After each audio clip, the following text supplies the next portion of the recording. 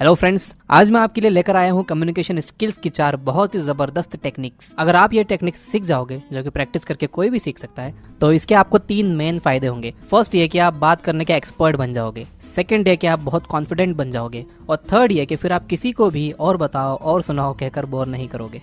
तो दोस्तों, बिना किसी डिले के हम डायरेक्ट आते हैं काम की बात पर। Technique number 1, quality. ये सुनने में बहुत कॉमन लगता है, लेकिन है नहीं। एक अच्छा कन्वर्सेशन डिपेंड करता है उसकी क्वालिटी पर। इसलिए जब भी आप बोलो तो कोशिश करो कि सारे अनइम्पोर्टेंट वर्ड्स निकाल दो, जैसे कि जो है। तो कई बार लोग नॉर्मली वर्ड बहुत बोलते हैं और कई लोग यू नो बहुत बोलते हैं। ये वर्ड्स कन्वर्सेशन में कोई वैल्यू ऐड नहीं करते और इन्हें बोलने का कोई मतलब नहीं है। फॉर एग्जाम्पल, ये पैराग्राफ ध्यान से सुनिए। संडे को आप क्या करते हो?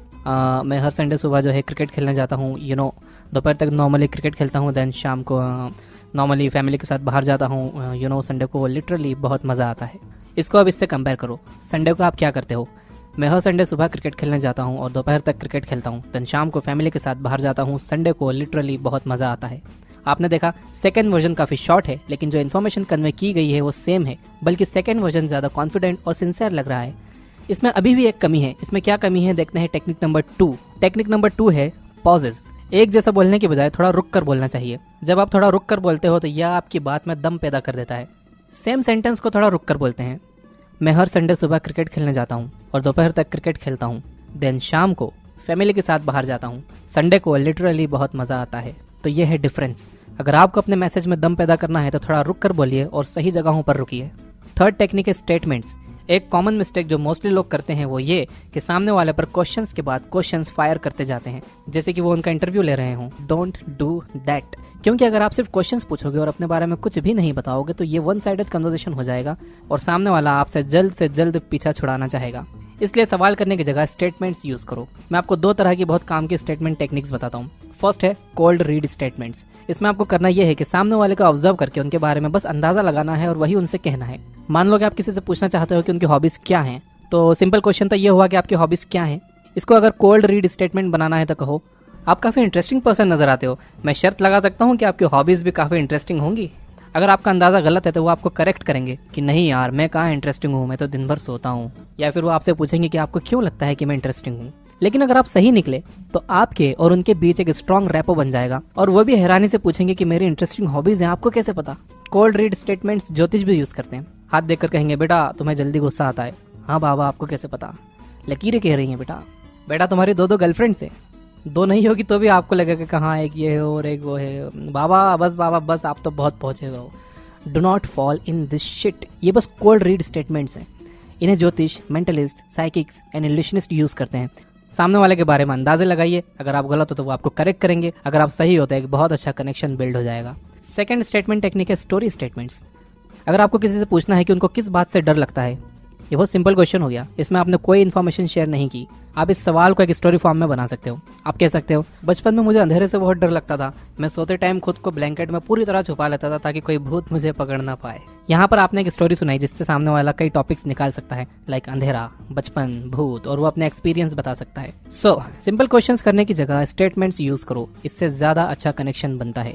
अब आते हैं कम्युनिकेशन की टेक्निक नंबर 4 पे। ये टेक्निक इतनी स्ट्रांग है कि अगर आप इसे सीख जाओगे तो आपके पास बातों की कभी कमी नहीं होगी और आप कभी भी और बताओ और सुनाओ जैसे वर्ड्स यूज नहीं करोगे। इसे कहते हैं कन्वर्सेशनल थ्रेडिंग।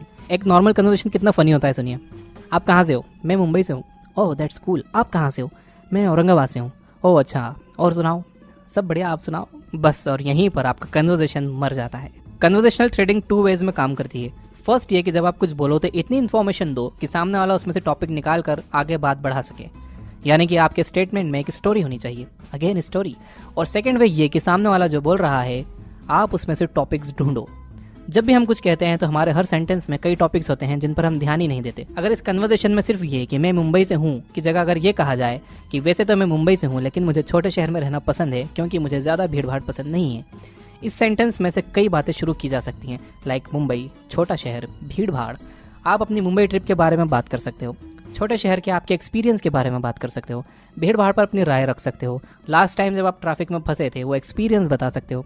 मान लो कि सामने वाला बस इतना ही कह रहा है कि वो मुंबई से है, फिर जब वो आपसे पूछ रहा है तो आप अच्छी इन्फॉर्मेशन दे सकते हो आपके शहर के बारे में कि मैं औरंगाबाद से हूँ, यहाँ की 2 साइट्स को यूनेस्को ने वर्ल्ड हेरिटेज डिक्लेयर किया है, यहाँ पर ताजमहल की एक कॉपी है जिसे दक्कन का ताज कहते हैं, जो कि शाहजहां के पोते ने बनवाया था। तो इससे इंटरेस्ट बढ़ता है सामने वाले का, वो और सवाल करते हैं। एक और एग्जाम्पल देता हूँ, अगर आप एक प्रोग्रामर हो तो आप कह सकते हो कि मैं एक सॉफ्टवेयर कंपनी में प्रोग्रामर हूँ और अपनी स्किल्स से लोगों की लाइफ को सिंप्लीफाई करने की कोशिश करता हूँ। इस रिप्लाई में कई टॉपिक्स हैं जिन पर बात की जा सकती है, like software company, programming skills, life को सिंप्लीफाई करना, एक्सेट्रा एक्सेट्रा।